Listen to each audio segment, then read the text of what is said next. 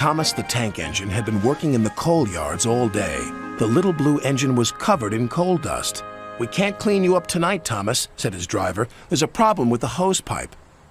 "Bother," said Thomas. "A bath would make me feel much better. The others are sure to say I look silly." But the engines were too busy arguing to notice Thomas. James was talking loudest of all.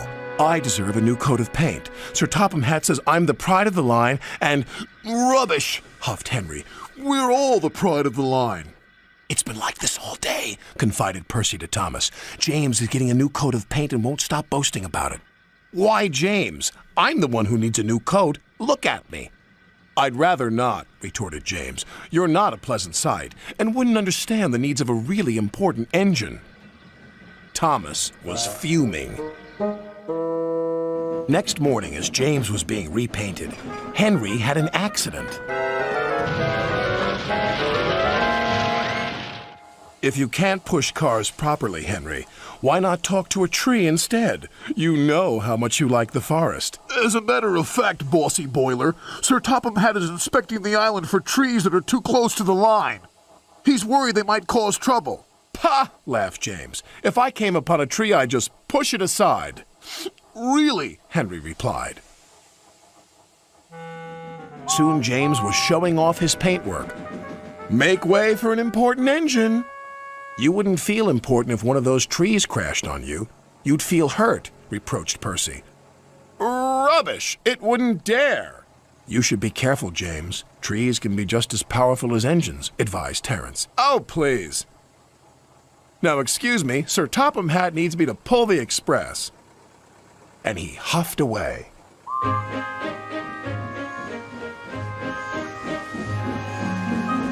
But James was wrong. "You must go to the yards and collect an important goods train, James. It's heavy, so be careful," said Sir Topham Hatt. "But, sir, I've just been repainted. Can't Thomas or Percy do it? They're dirty and like working with freight cars." "Really useful engines don't argue."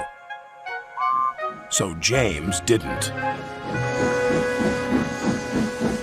By the time he arrived at the yards, the weather had changed for the worse. "Your color's nice, James. Pity about your face, though," said a freight car. James ignored them and set off.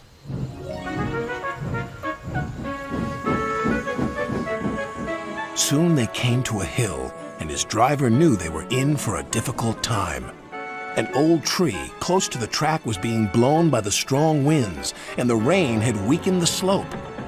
All of a sudden, the tree moved.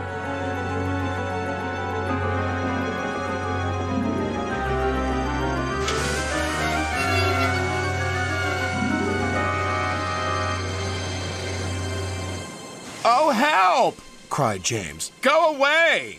But of course, the tree couldn't. James tried to reverse away from the tree, but his train was too heavy. Then he heard a whistle.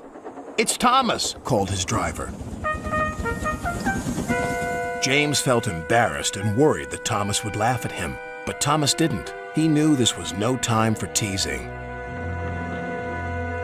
"Beep, beep." "I'm ready," whistled Thomas. "So am I," replied James. "As ready as I'll ever be." They were just in time.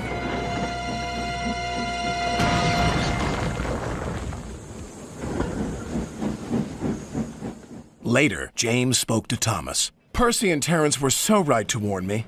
Thank you for rescuing me, Thomas." "Oh, that's all right. We engines must pull together, whatever the weather." Just then, Edward bustled in. "Sir Topham Hatt thinks you're both brave engines. Thomas, you're going to have a new coat of paint.